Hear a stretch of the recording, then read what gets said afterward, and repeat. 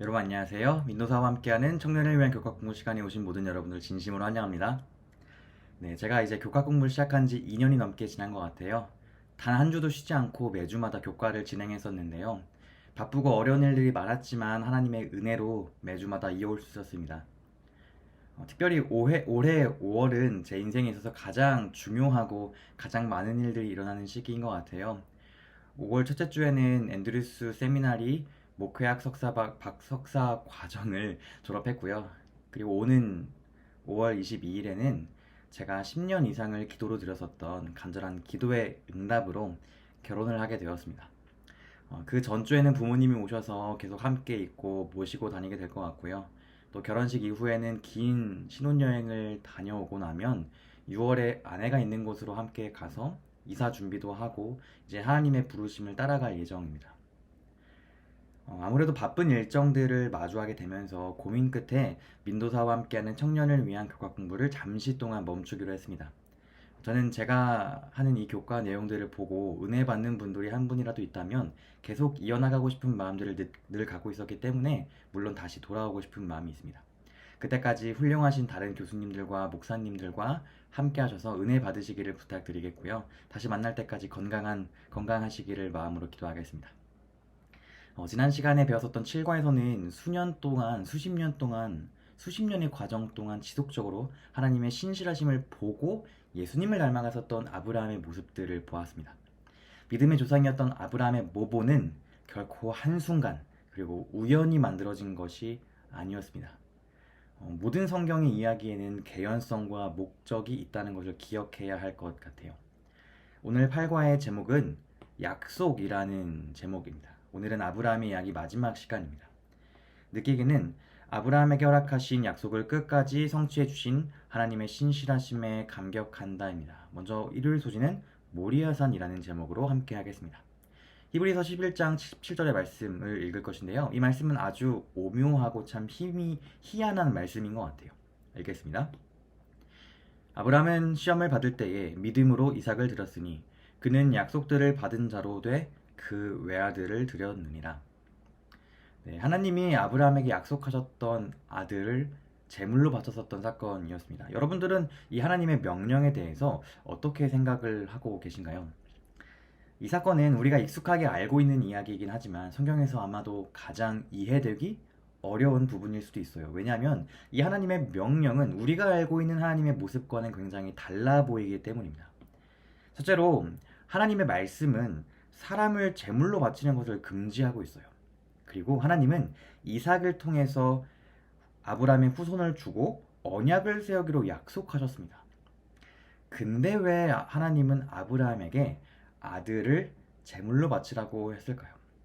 과연 하나님께서 아브라함에게 이삭을 제물로 바치라고 하신 그 말씀의 목적은 과연 무엇일까요? 아마 이것에 대해서 이렇게 질문할 수도 있을 것 같아요. 하나님이 사람들에게 시험을 주시는 이유는 무엇일까? 교과의 저자는 이 질문에 대해서 이렇게 답하고 있습니다. 두 가지를 얘기하고 있는데요. 첫 번째는 사람의 마음속에 생각을 판단하기 위해서라고 얘기하고요. 두 번째는 사람에게 하나님의 은혜를 보여주기 위해서라고 두 가지로 정리했습니다. 저는 개인적으로 한 가지를 더 추가하고 싶은데요. 야고보서 1장 12절에 이런 말씀이 있죠. 시험을 찾는 자는 복이 있다. 그래서 시험을 통과한 사람에게 축복을 주시기 위해서 하나님은 시험을 허락하시기도 하게 됩니다. 그렇다면 하나님께서 아브라함에게 주셨던 그 시험의 본질은 과연 무엇이었을까요? 정말 잔인하게 그 아들을 제물로 바치라는 것이었을까요? 조금 어려울 수 있는데요. 저도 여러분들의 의견이 굉장히 궁금해요. 저는 개인적으로 그 시험의 본질에 대한 답은 바로 십자가를 경험하는 것이라고 생각합니다. 우리는 하나님을 믿는다고 하면서도 작은 것들을 내려놓지 못할 때가 참 많이 있는 것 같아요. 그렇지만 하나님이 십자가를 통해서 모든 것들을 다 내려놓으셨던 것처럼 아브라함도 예수님을 닮아가는 그 믿음의 여정의 끝에 자신의 전부였던 그 아들까지도 내려놓는 십자가를 경험했습니다. 이 이야기에서 아브라함은 아시는 것처럼 이삭을 제물로 바치기로 결정합니다. 앞에서 말한 것처럼 하나님의 이 명령은 아주 이상하고 말이 안 되는 것이었어요. 그래서 아브라함의 입장에서는 충분히 하나님께 따지거나 반대할 수 있는 근거들을 만들 수 있었어요. 그렇지만 아브라함은 그저 순종하기 시작합니다. 과연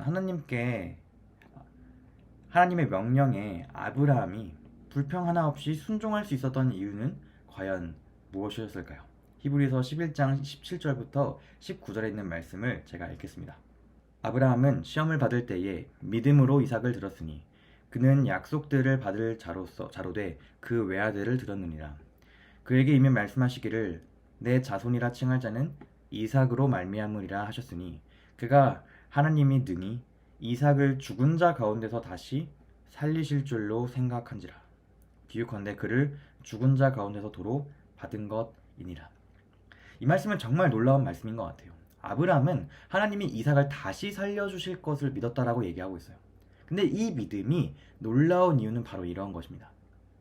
왜냐하면 이전까지는 성경 시대에서 하나님이 죽은 자를 부활시키셨던 역사가 전혀 없었거든요. 아직 그 누구도 경험하지 못했었던 것을 하나님이라면 보여주실 수 있다는 것을 믿었습니다.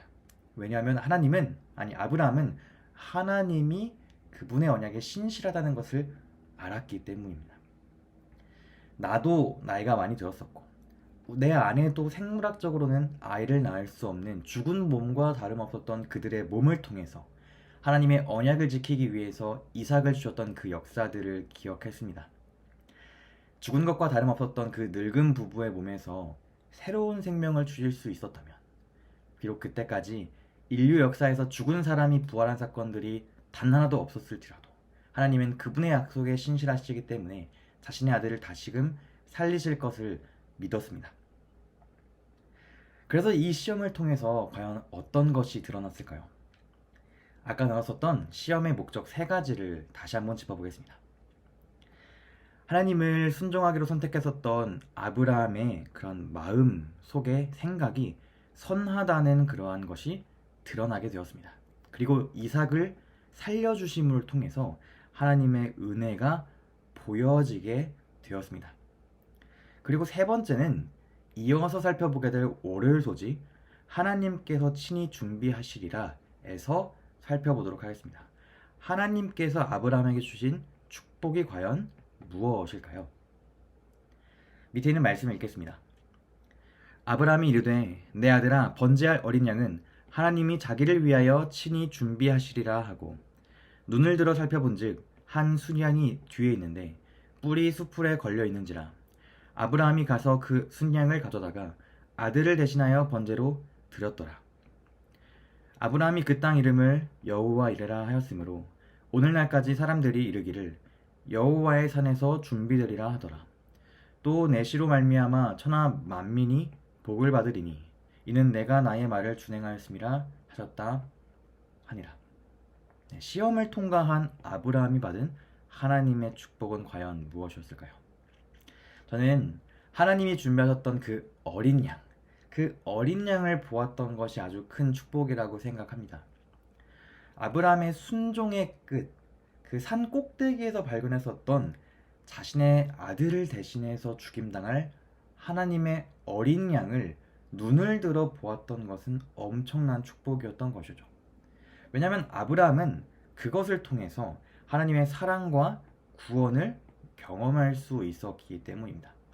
그 십자가의 경험을 통해서 아브라함은 이삭 대신에 하나님께서 준비하신 수양에게서 사람의 죄를 위하여 돌아가실 그분의 표상을 보았다라고 얘기하고 있습니다. 아브라함은 친히 고통당하심으로써 우리의 죄값을 지불하시는 구원의 계획의 본질을 발견하게 된 것이죠. 우리가 하나님의 사랑과 구원을 경험하는 것보다 더 큰 축복은 없는 것입니다. 이렇게 미래를 보시는 하나님은 우리를 사랑하시기 때문에 미리 앞서가셔서 우리의 구원을 준비하시는 분이십니다. 어쩌면 우리가 오늘 보고 있는 것은요, 오늘이라는 그 시간, 지금 당장의 상황이고 당장의 형편이지만 하나님은 그 앞에서 우리를 위해서 미리 준비하고 계신 분이 바로 하나님이세요. 우리의 삶도 하나님을 선택하기 이전에는 축복이 보이지 않을 때가 많이 있는 것 같아요. 그렇지만 아브라함도 하나님이 준비하신 그 어린 양을 산 꼭대기에 올라서 순종했을 때에 볼 수 있었습니다. 산 밑에서는 볼 수 없었어요.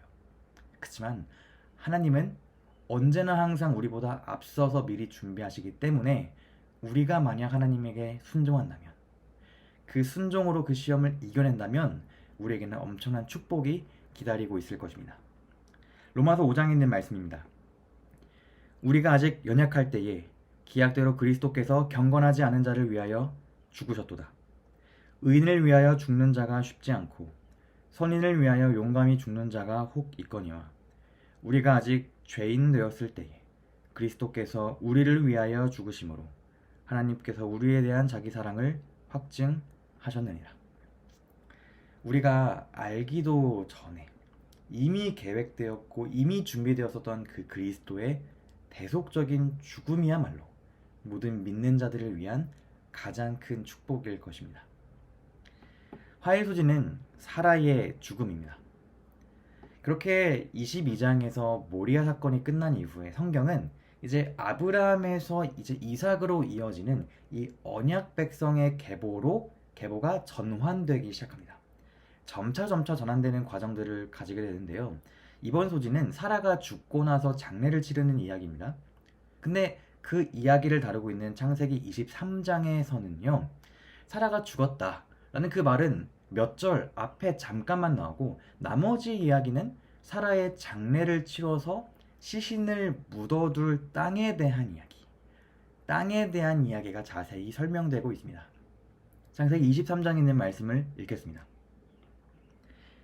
아브라함이 에브론의 말을 따라 에브론이 헷 족속이 듣는 데서 말한 대로 상인이 통용하는 은 400세겔을 달아 에브론에게 주었더니 마므레 앞 막벨라에 있는 에브론의 밭, 곧 그 밭과 거기에 속한 굴과 그 밭과 그 주위에 둘린 모든 나무가 성문에 들어온 모든 헷 족속이 보는 데서 아브라함의 소유로 확정된지라. 그 후에 아브라함이 그 아내 사라를 가나안 땅 마므레 앞 막벨라 밭 굴에 장사하였더라. 이와 같이 그 밭과 거기 속한 굴이 헷 족속으로부터 아브라함이 매장할 소유지로 확정되었더라. 네, 아브라함은 가나안 땅에서 특별히 자신이 원하는 정확한 장소를 아주 큰 돈을 지불해서 샀던 모습을 볼 수 있어요. 그런데 창세기 15장 말씀을 보면요. 여호와께서 이렇게 말씀하셨죠. 아브라함에게 이렇게 말했습니다. 내 자손이 이방에서 객이 되어서 그들을 섬기겠고 그들은 400년 동안 내 자손들을 괴롭힐 것이다. 내 자손들은 4대 만에 이 땅으로 돌아올 것이다 라고 말씀하셨어요. 이 창세기 15장 말씀에 근거하면은 하나님이 아브라함에게 약속된 땅을 언제 주시겠다라고 하셨나요? 네, 400년이 넘는 시간이 필요했던 것을 우리가 볼 수 있죠. 다음 질문은 이것입니다. 그럼 400년 후에 하나님이 분명히 그 땅, 그 가나안 땅을 주실 것을 아브라함은 알고 있었는데 그것을 알고도 아브라함이 그 가나안에 있는 땅을 굳이 돈을 주고 사서 구매한 이유는 과연 무엇일까라는 질문이에요. 어차피 하나님이 줄 건데 왜 아브라함은 그렇게 행동했을까? 아브라함의 그 행동에 대한 근거가 무엇일지를 얘기해 봐야 될 것 같아요. 사실 답은 굉장히 단순해요. 이제 창세기의 메인 캐릭터가 이삭, 자신의 아들로 전환되는 이 시점에서 아브라함은 자신이 하나님의 약속을 믿고 있다는 것과 자신의 후손들에게 너희가 돌아와야 할 언약의 땅이 바로 이곳이야 라는 것을 말하기 위해서 그 땅을 샀습니다. 아무리 400년 동안 너희들이 다른 곳에 생활할지라도 하나님의 언약을 기억하고 너희가 반드시 돌아와야 하는 땅이 바로 이 땅이야 라는 그것을 죽는 순간까지도 증거하기를 원했기 때문에 그 땅을 사서 그 땅에 장사하게 했던 것이었죠. 그래서 사라를 시작으로 아브라함, 이삭, 리브가, 레아, 그리고 심지어 애굽에서 죽었었던 야곱까지 그 땅에서 묻히게 되었고요. 언약 백성으로서의 강한 의지와 믿음을 표현했었던 아름다운 모습이었던 것이었습니다. 이렇듯 언약을 받아들인 사람들은, 하나님의 참된 백성들은 자신이 가지고 있는 그 신앙의 귀중한 가치를 후손들에게 물려주기 위해서 자신의 모든 것을 바치고 자신의 죽음까지도 증거하기를 원하고 있습니다. 이제 아브라함이 이삭에게 본격적으로 언약을 물려줘야 할 때가 되었습니다. 근데 아브라함은 이삭에게 언약을 온전히 물려주기 위해서 해결해야 했었던 두 가지 문제가 있었어요. 첫 번째가 무엇이냐면 수일소지에서 나오는 이삭을 위한 아내입니다. 우리는 이 이야기를 통해서도 여호와 이레의 하나님을 발견할 수 있습니다. 말씀 읽겠습니다. 이 일 후에 어떤 사람이 아브라함에게 알려 이르기를 밀가가 당신의 형제 나홀에게 자녀를 낳았다 하였더라. 이 8사람은 아브라함의 형제 나홀의 아내 밀가의 소생이며 부두엘은 리브가를 낳았고 라고 얘기하고 있죠. 모리아산, 이게 창세기 22장이잖아요. 그러니까 모리아산에서의 사건 이후에 바로 등장하는 이야기가 바로 이삭의 아내가 될 리브가의 존재에 대한 언급이에요. 이 모습에서 우리는 다시 한번 여호와 이레의 하나님을 볼 수 있는 것이죠. 서로 이 이삭과 리브가는 서로가 어디에 있는지, 어떻게 사는 사람들이었는지 전혀 모르던 두 남녀였습니다. 그렇지만 각자의 장소에서 하나님의 신앙을 받아들이며 성장하고 있다는 것을 성경은 얘기하고 있는 것이죠. 그리고 나서 창세기 24장부터는 본격적으로 이삭의 결혼 이야기가 나옵니다. 이 창세기 24장은 창세기에서 가장 긴 절로 구성된 이야기인데요. 이 이삭의 결혼 이야기가 길고 자세히 나온 이유는 이 이삭을 통해서 하나님의 언약이 이어져야 했기 때문에 이 이삭이 결혼하고 아이를 낳는 그 과정들이 정말 중요했기 때문이었습니다. 사라가 아브라함과 함께 믿음의 여정을 떠났던 것처럼 이삭도 함께 언약을 이어나가기 위해서 믿음의 배우자가 필요했습니다. 함께 신앙할 수 있는 사람을 만날 때까지 가나안 지역에 있었던 이방 족속들을 만나지 않고요. 40살이 되도록 결혼하지 않고 기다리고 있었습니다. 그렇게 기다림 끝에 이삭의 아내를 찾아 나섰던 그 아브라함의 종에게 아브라함이 했던 말이 창세기 24장 7절에 있는 말씀이 있습니다. 하늘의 하나님 여호와께서 나를 내 아버지 집과 내 고향 땅에서 떠나게 하시고 내게 말씀하시며 내게 맹세하여 이르시기를 이 땅을 내 씨에게 주리라 하였으니 그가 하나님께서 그 사자를 너보다 앞서 보내실지라 내가 거기서 내 아들을 위하여 아내를 택할지니라 라고 말하고 있죠. 아브라함은 분명한 믿음을 가지고 그 자신의 종을 보내게 되었습니다. 믿음으로 이렇게 보냈던 이 모습에 대해서 교과의 저자는 이렇게 얘기하고 있습니다. 이곳에서의 표현은 모리아산에서 이삭을 죽이지 못하도록 하늘로부터 내려왔었던 여호와의 사자를 떠올리게 한다. 온 우주를 다스리시는 하나님, 이삭을 살리기 위해 개입하신 여호와의 사자가 이 결혼의 과정 또한 인도하실 것이었다. 아멘. 결국 이 모든 과정도 여호와 이레의 하나님이 준비하셨습니다. 그 과정 속에서 리브가와 이삭 모두가 하나님이 보여주셨던 그 사람을 믿음으로 받아들이고 믿음으로 알아채고 결혼을 하게 되면서 아브라함이 이제 이삭에게 언약을 온전히 물려주기 위해 필요했었던 첫 번째 문제는 이렇게 믿음으로 해결이 되었습니다. 그 다음 목요일 소지는 아브라함을 위한 아내인데요. 여기부터는 아브라함이 해결해야 했었던 두 번째 문제를 볼 수 있습니다. 그것은 바로 가정의 불화이죠. 창세기 25장의 말씀을 보면요. 아브라함이 사라가 죽은 이후에 새로운 첩을 맞이하는 이야기가 나와요. 그 첩의 이름은 그두라라는 이름이고요. 그렇게 그 그두라를 통해서 다시 한번 자녀를 낳고 진짜 말 그대로 아브라함은 만 족속의 조상이 되게 되었어요. 아브라함의 자녀들을 나누면 이렇게 구분할 수 있습니다. 첫째는 사라에게서 낳은 아들 이삭이 있었고요. 하갈에게서 낳은 아들 이스마엘이 있었고 그두라에게서 낳은 6 자녀들이 있었다라고 얘기하고 있어요. 근데 아브라함이 죽을 때 자신의 자녀들에게 명령했었던 것들이 굉장히 주목할 만해요. 창세기 25장 5절부터 6절에 있는 말씀인데요. 이렇게 얘기하고 있죠. 아브라함이 이삭에게 자기의 모든 소유를 주었고 자기의 서자들은 이스마엘과 6 자녀들이겠죠. 자기의 서자들에게도 재산을 나눠주어서 자기 생전에 그들로 하여금 자기 아들 이삭을 떠나 동방 곧 동쪽 땅으로 가게 하였더라라고 얘기하고 있어요. 사라에게서 나왔었던 이삭만 그 가나안 땅에 머물게 하고 나머지 자식들은 저 먼 곳으로 보내게 되었어요.